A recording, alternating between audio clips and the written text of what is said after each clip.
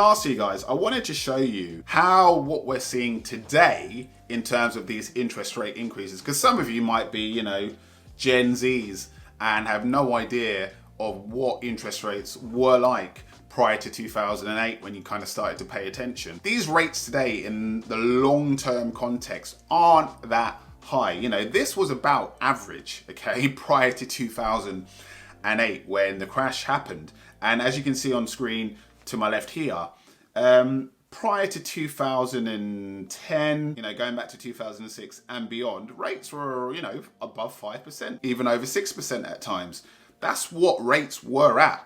Really bad English, that's what rates were at. But the key difference is that during those times in the lead up to 2008, before the global economy crashed, the UK economy and the global economy was in a boom phase. It was very prosperous, yeah?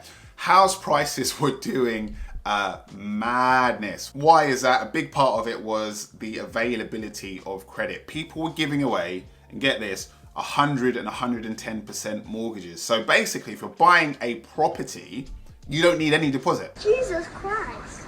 They were giving you the money. Sometimes they were giving you over and above the money.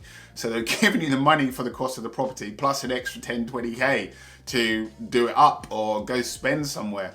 It was a crazy time. And I wish I'd have gotten in on property then when I could have got 110% mortgage. Or maybe it would have been a bad idea because, you know, when the crash happened, I might have gone down along with that. But that's what was happening. Okay, people were optimistic about the economy, about their future plans, about their job prospects. Wages were, you know, doing all right. They were rising fairly steadily. So the shackles were off. Money was being chucked out of the door from banks. People were buying property, buying property, buying property. Developers started to build property, build property, build property. But eventually, of course, the bubble burst. People were borrowing money that they actually couldn't afford. And I'm giving you now kind of economic history lesson.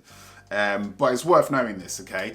People borrowed money that they couldn't afford, and then when the economy started to struggle a bit and seams started to crack and people started to lose their jobs, it all fell down, okay? It all fell down. The property market went completely down the toilet, as did the global economy. And since then, what governments have done is brought in more strict measures about affordability. So now the price of the property can't be more than, I think it's 4.25 or 4.5 times your salary, okay, your annual salary, because above that, they're saying that, you know, you can't afford this. And if rates go up, as they have done over the last 18 months, you could be in trouble. You might lose your house. They don't want the whole economy, the global economy, to fall down again. So there's a lot more rules around affordability when it comes to mortgage lending. What do I think is going to happen in terms of the future and the future direction for mortgage rates? I think mortgage rates are going to continue to come down this year.